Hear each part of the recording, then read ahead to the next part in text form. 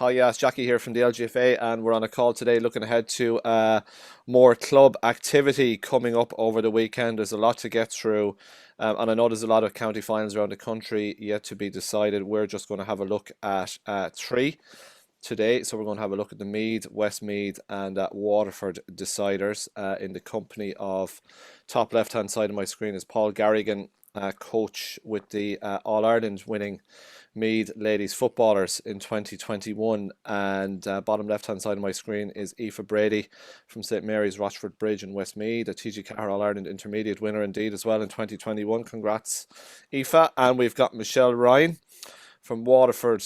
Michelle, I hate to say it, right, because you're probably trying to stay away from it.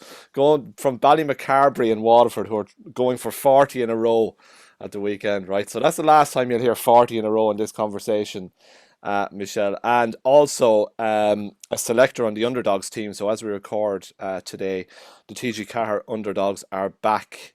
Another TG4 Lahore Teresh and Nay on the TV, on your television screens, Michelle.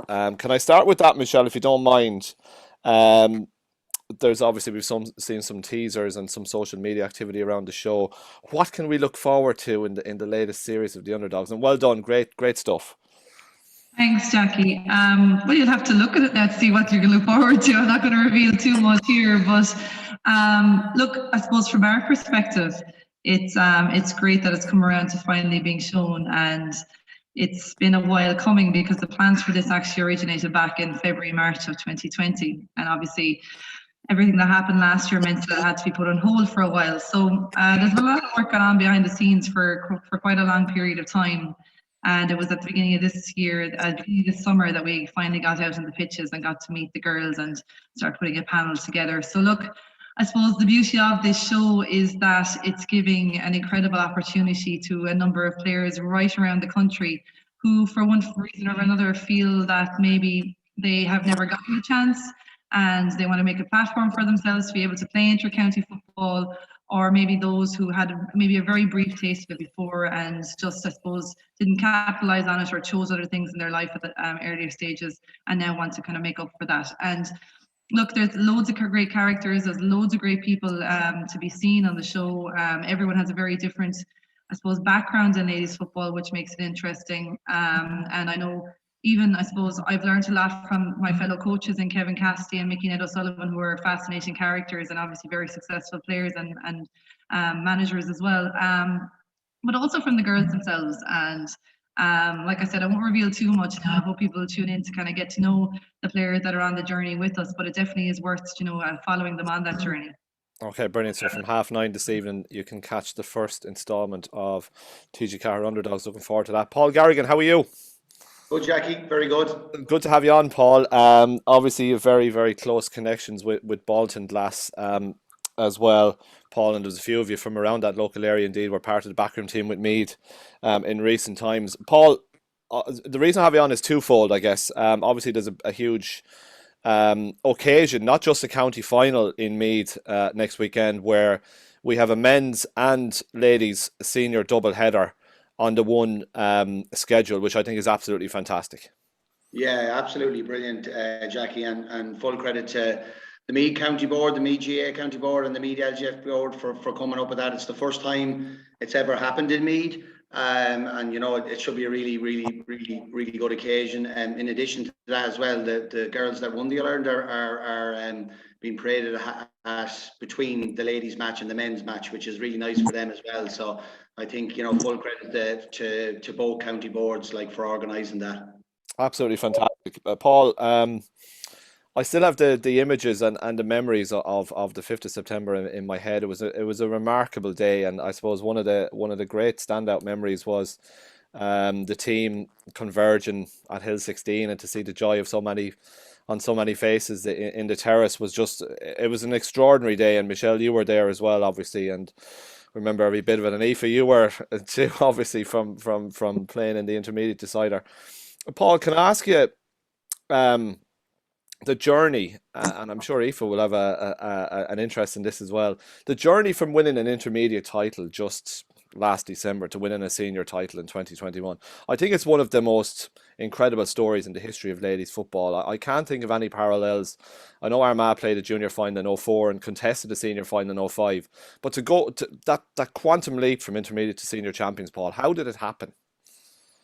Oh, I suppose it's hard to put that into into a few words. Like, I suppose, like, hard work and commitment and belief and I suppose momentum as well, Jackie. Like, it just, like, from winning the Division 2 league, I think that was a huge help to us, beating Kerry, because I think the girls started to believe that we really can compete up at this level. And then, obviously we played Cork and we were competitive against Cork, and I think that added to the belief. And then we did a tough battle against Tipperary and we got over that, and then obviously beating Armagh, and then obviously meeting Cork again, and then obviously playing Dublin. But we just started to get on this kind of momentum roll, and the girls started to believe, and they started to play better and better as the games went on. And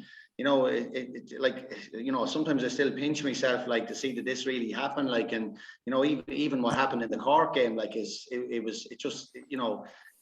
just kind of unbelievable in relation to being dead and buried in that game, and how the girls pulled themselves out of it. But pure, I suppose, belief in themselves and momentum for me was the big one, and obviously being able to play football at that high level. It was brilliant. It's great to see the girls in the Late Late Show as well recently, and the year is not over yet, Paul. The TG4 All-Stars are coming up on the 13th of November, and the three girls are obviously up for Senior Player of the Year, and there should be a few All-Stars handed out as well, so it should be a good night for you. Aoife, Brady, it's obviously county final day in Westmeath coming up at the weekend. St Mary's Rochfortbridge against Milltown, a repeat of last year's final, Aoife, so it should be a spicy affair. Oh, well, look, if you've been to games, especially in the last 3 years, we tend to, really make hard work of it. And it's always a very tight and a close affair. But I suppose with Milltown, I remember saying this back in 2019, we were going for our first senior championship that year. And we were always saying, compare ourselves to Milltown, because they were the team to beat and still are the team to beat, with a huge legacy in their club, but winning the Club All-Ireland only a few years before that. But I do remember playing them. It was in a league game, it could be 2017, and they absolutely hammered us. I don't even want to tell you the score. And we were just saying, God, will we ever get there? And now that we're here, every, like, say, the senior championships, every round is always a really, really tough game. Last year we had the same semi-final draw as well. We Gary Castle again, and in fairness to them, really, really tough game, really hard battle. But it's those kind of games, you have a plan A, but you seem to always have to have something up your sleeve, especially to get over Milltown. So can't wait for it. We're all looking forward to it, but a big task ahead. Yeah, it should be a great game. Just reading some of the history, Milltown formed in 94, small parish, first championship win in 96, and have won 6 of them. Aoife, and yourselves, you won the senior championship in 2019 and 2020, so you're going for 3 in a row, which would be nice if you could pull it off.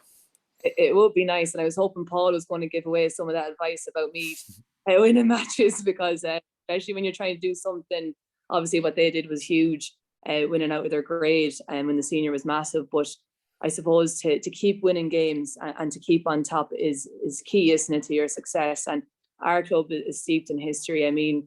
Back when I first broke onto the senior panel, I was at the end of a 13 in a row reign, and I know it's not the same for Michelle. 14 in a row is huge.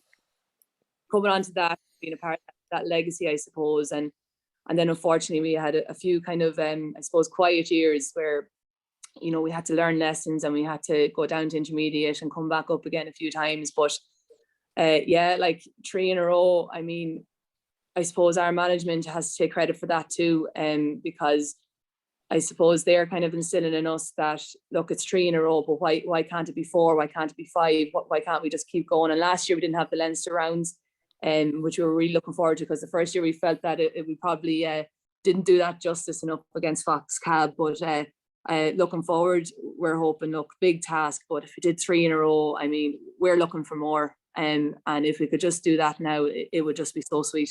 It'd be huge for the club. You're obviously relishing the prospect that lies in store. If I can ask you about Westmeath and the achievements as well this year, and maybe looking at Meath and what they've done, taking that leap into Senior and absolutely embracing it, because you know, it's not so long ago obviously you played each other in an intermediate final and it gave Meath plenty to think about. I think Paul will agree, Aoife. So have you kind of watched with interest what Meath have been doing, Aoife, and what they've done, and kind of said, well, if they can, why not us? Exactly that. I mean, a few of the players, we've done a handful of interviews since then, you know, since after the All-Ireland, and that question comes up, is like, what has it done for not only just for teams, but for ladies sport in general? And I think everyone will agree, it's just a really kind of, you can't even put words into a moment seeing that, because sport is absolutely brilliant. It's unpredictable. It can be awful too if you're on the other side of it. But I suppose in answer to that, I mean, it gave every team belief, because sometimes when you're thinking of the big teams, you're thinking about how well they're doing, you look at the facilities, you look at maybe controversially the money going into it, but it probably came down to, as Paul was saying, the momentum, the players, the bond in that team, having learned from you know, the finals beforehand as well. And I mean, it all kind of has to, I suppose, all these factors have to line up nearly.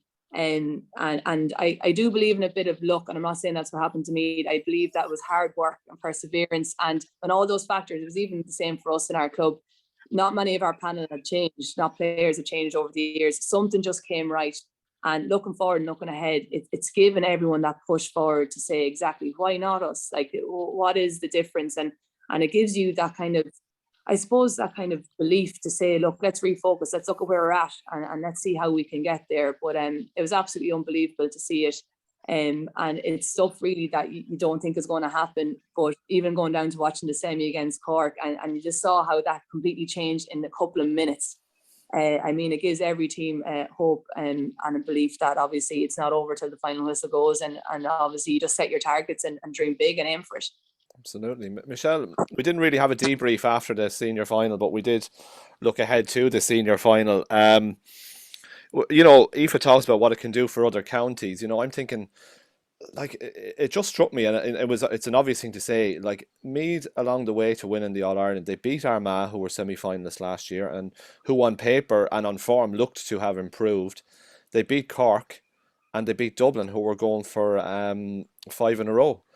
It was an incredible thing, and so I'm thinking the likes of Armagh again, Mayo, the Galways, these teams will be looking and saying, God, if we can, if that can happen to Meath, surely we can get up to the mark. Teams like Waterford, even Westmeath coming up from intermediate, it's just a remarkable example of what can be done, Michelle, and that if you have that ambition and that drive and that momentum that Paul referred to as well, God, anything is possible. Yeah, I agree, Jackie. It was absolutely incredible. And I echo what you said earlier, and I said this at the time on the day. I genuinely think it is probably the biggest achievement in ladies football to date. Well, in my memory, definitely, because I suppose the heartbreak they had in intermediate to come back and come out, you know, guns blazing in this year, to, as we said there, as Paul mentioned there, to go to win the Division 2 final, to beat the opposition that they beat in the championship, to play Dublin in the final, and for there to be absolutely no question about being, you know, deserving winners on the day. And they were the epitome of a team playing with an absolute belief and unity and cohesion. It was absolutely remarkable. And there's no doubt that it will give inspiration to other counties. And I think it's important. It's important as well that they did win it. And it's absolutely no disrespect to Cork and Dublin, but they have been there for so long now that sometimes I suppose it might have been a bit difficult for other teams to be able to see where that light was or where that gap possibly was. And Meath have done that. And, you know, I've no doubt Meath are going to push on from that. They have no intention of just, you know, being the 2021 story, and they are, and they remarkably are. But it does definitely give a little bit of hope and inspiration to other counties. Now, it's not just a simple flick of a switch to achieve that. I mean, and other counties will know that. But I think it's been important for ladies football, and the manner in which they did it was so incredibly impressive. That's what the success story of the year, I think, is, as well as anything else. Absolutely. You might have your own little bit of success too at the weekend again, Michelle. You're a club that's no stranger to it, obviously. Cumberland Rangers at the weekend, Michelle. What kind of a challenge are they going to pose this Ballymacarbry team? Look, they've been our probably main rivals within the county for a number of years now. They were beaten in the semi-final last year, which was probably a little bit I suppose, a little bit surprising to most people. But they're back in the final now this year. They had a tough battle against Stradbally last weekend, and it took, I suppose, until the fourth quarter for them to come out on top. But look, I mean, you've mentioned the records, but it's in Waterford, but it's not something that we talk about, and it's not something us as players. It's never a focus. It probably sounds great, you know, to everybody outside of the playing panel themselves, and I think the day that we start caught up in that and thinking about that and talking about that is the day we take our minds off the task ahead. And we're very lucky that we are in the club that we are, because we inherited a great system, we inherited a great belief and pride in the club, a great standard, and it is something that has been passed down through the players, that we are very determined to maintain that and push it on. And we hope to do the same for the younger girls that we have on our panels. And we very much value each one, every single one of them, and we don't look, you know, we won't underestimate our opposition. As I said, there's a nice, good, healthy rivalry between the two clubs, and that's the way it should be. And we are under no illusions that nothing is guaranteed. They've pushed us right to the pin of our collar in the last number of years, and I think it was two years ago that, I mean, they were 3 points up with less than 10 minutes to go in a very tight battle.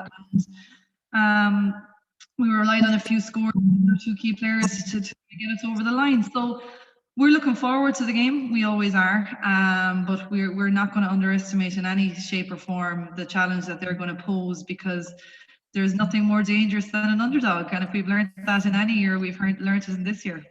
Absolutely, and a nice reference to the underdogs as well, which you discussed earlier on, Michelle. So good stuff. Paul, looking at the Meath final on the weekend on Sunday, Dunboyne against Seneschalstown. Obviously, Dunboyne are the holders, are going for they're in their third final in a row, winners last year, and you have two nominees for Footballer of the Year on the Dunboyne team, Vicky Wall and Emma Duggan. Who else should we be looking out for in this final, Paul? Yeah, well, obviously Dunboyne are the holders, and you know, you've obviously mentioned Vicky and Emma Duggan, who are nominated, you know, for Player of the Year. But like, you know, you look on both sides, like they've some, you know, real stars, like, you know, even you look at the likes of Shelley Mealia, who was on the panel with ourselves, came on the final. Alison O'Sullivan is the sub goalkeeper, and then you have a number of ex-Meath County players like Fiona O'Neill, who was a fantastic player for Meath over the years. She's just recently had a child, but she's back, and I believe, you know, like I've seen her in the semi-final and played unbelievable. You have Annie Moffat, Elaine Doyle, Dee Blaney, Julie Kavanagh, Aoife Thompson. All these girls have played for Meath over the last couple of years. So, like, you know, 65% of their team have played for Meath seniors, you know, over the years. And then you look the other side then, and, you know, you obviously have, you know, one of my favourite players up in Meath, Stacey Grimes, like one of the unbelievable forwards, like the skill level and the way she conducts herself on the pitch and her free take and stuff like that is really good. And you have the two Monaghan twins who are currently on the Cara and Ava, who are on the Meath panel with us. And then you have Mina Sheridan, who rolled back the years in the semi-final against Oldcastle. Like, she scored one three. You know, and she was like, you know, it was nearly like she went back 10 years, and she was just unbelievable in the game. And you have players like, you know, Roisin Cummins, Anna Wogan, Kia Geraghty. You know, there's some really, really good players. So, like, both teams are you know, full of you know, really talented players. And you know, if you not playing as well, like Sarah Wall is injured for Dunboyne, is not playing. Shauna Hickey is not playing. Would have played with Meath. So both teams have plenty of talent on show, and will be seen on Sunday. Paul, what kind of progress is Sarah making from her injury? I know I spoke to her for a piece last year. It was last year, you know. So yeah. Is she almost back to? She did her cruciate for a second time, wasn't it?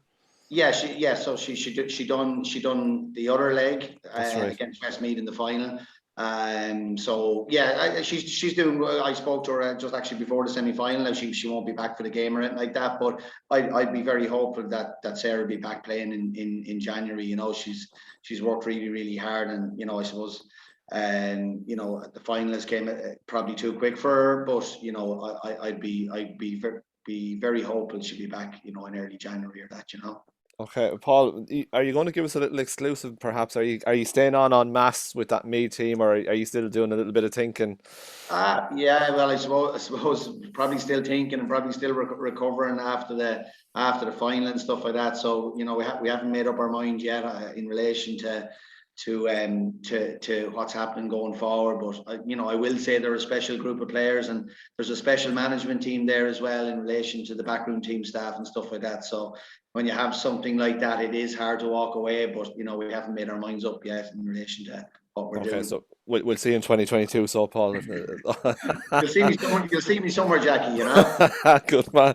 Aoife, obviously, look, club is in. So what was it like coming? You know, bouncing back to club after such a high. You know, you had such a disappointment last year, Aoife, and it was obviously your ambition to go one step further with the county, and then to try and come down from that and slot back in with the club. What's that process like? Is it a challenge mentally, or how do you adapt? It is actually, like, I didn't realize it was going to be as difficult as it was, because I suppose like everyone with the restrictions and things like that, I suppose every club or county team has done their Zoom trainings or their tracking or their runs on their own, and you know, posting into your WhatsApp groups and that. And I found that mentally tough. I mean, you're spending January and February on your own, doing these time runs and pushing yourself and comparing yourself to others and trying to keep ahead of things. And then I suppose we're all itching to get back to the pitch.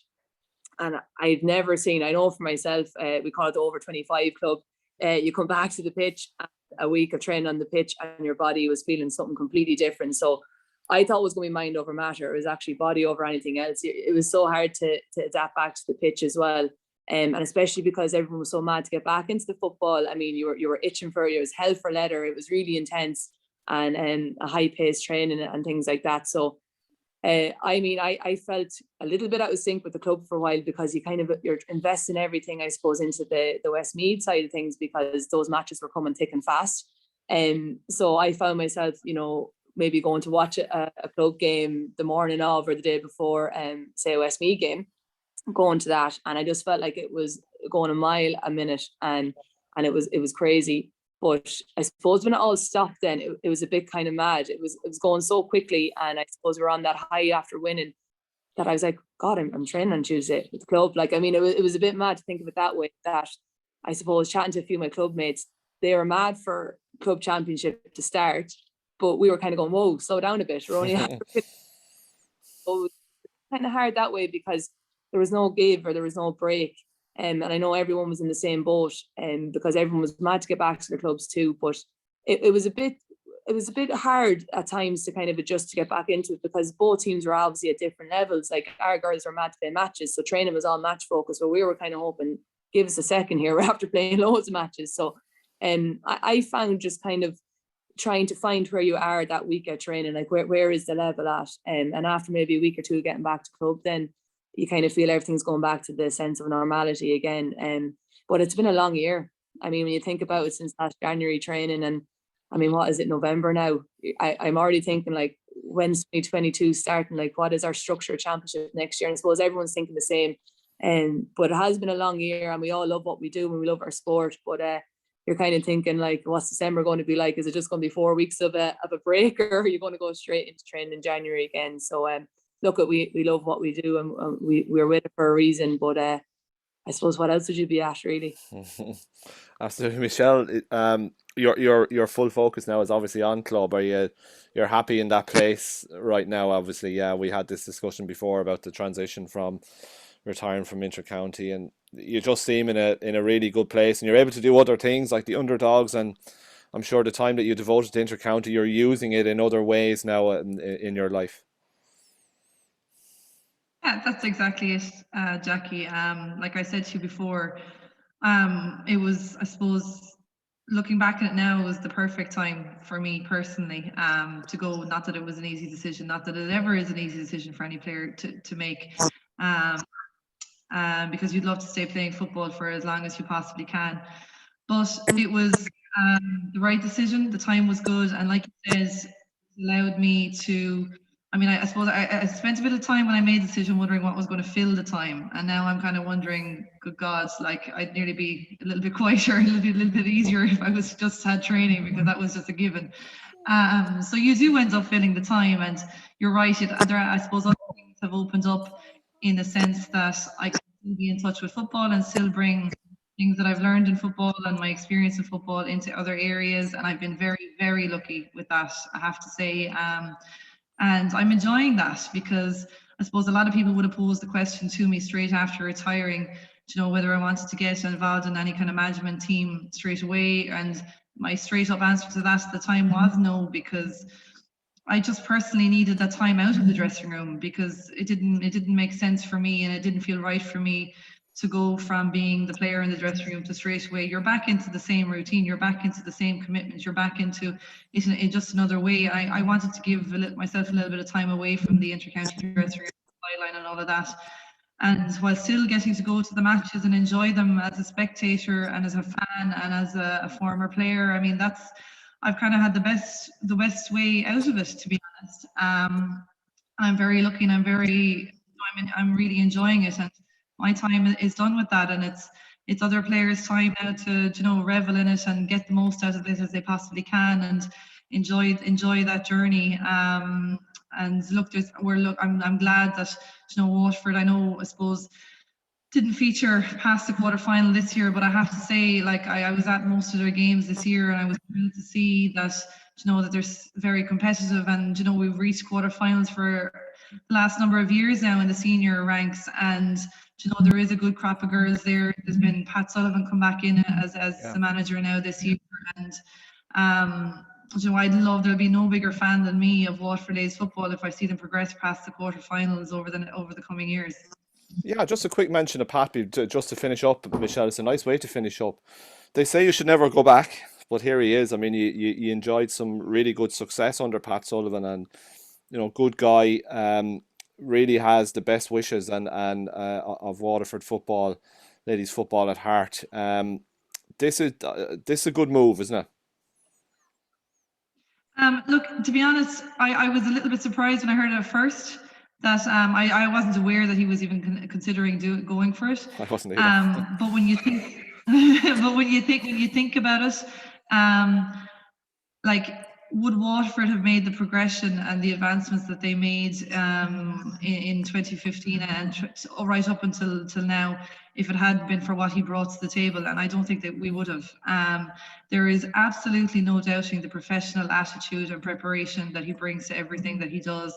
Everyone he has inside in his management team has their role, and they work on that to perfection, and he demands perfection of them, he demands perfection of the players, and of himself. And as a player, you want to be playing in a top class environment, training in a top class environment, and he definitely brings that to the table. And he knows the players very, very well. I mean, there's still a large cohort of players there that were involved while he was previous manager. And he has maybe a few new people to work with inside in there as well. I know he's been, following the games, he's been following the games in Waterford. So look, it's not, he doesn't need a getting to know you phase at all, which is fantastic. And I have every faith that whatever potential lies within Waterford football, that he can get it out of them. It'll be interesting to watch how they develop under Pat Sullivan. Michelle, a good way to finish. Thanks a million for your time. My guest today, Paul Garrigan, coach with the Meath Ladies Senior Footballers, perhaps into 2022. Watch this space.